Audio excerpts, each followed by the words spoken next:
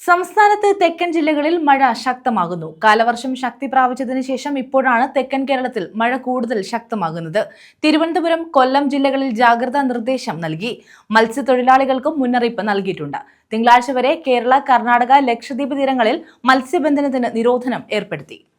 സംസ്ഥാനത്ത് വിവിധ ജില്ലകളിൽ അതിശക്തമായ മഴയ്ക്ക് സാധ്യതയുണ്ടെന്നാണ് കേന്ദ്ര കാലാവസ്ഥാ വകുപ്പ് മുന്നറിയിപ്പ് നൽകിയിരിക്കുന്നത്. വിവിധ ജില്ലകളിൽ ജാഗ്രതാ നിർദ്ദേശം പുറപ്പെടുവിച്ചിട്ടുണ്ട്. തിരുവനന്തപുരം, കൊല്ലം ജില്ലകളിലും ശക്തമായ മഴയ്ക്ക് സാധ്യതയുണ്ട്. തിരുവനന്തപുരം, കൊല്ലം, പത്തനംതിട്ട, ആലപ്പുഴ, മലപ്പുറം, കോഴിക്കോട്, വയനാട്, കണ്ണൂർ, കാസർഗോഡ് ജില്ലകളിൽ ശനിയാഴ്ച യെല്ലോ അലർട്ട് പ്രഖ്യാപിച്ചിട്ടുണ്ട്. മധ്യ കേരളത്തിലും വടക്കൻ ജില്ലകളിലും ശനിയാഴ്ച ഓറഞ്ച് അലർട്ട് പ്രഖ്യാപിച്ചിട്ടുണ്ട്. മഴയ്ക്കൊപ്പം ശക്തമായ കാറ്റിനും സാധ്യതയുണ്ട്. മണിക്കൂറിൽ 50 മുതൽ 60 കിലോമീറ്റർ വേഗതയിൽ വരെ കാറ്റ് വീശിയേക്കാം.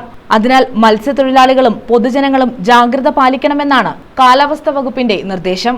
News bureau, Alappuzha.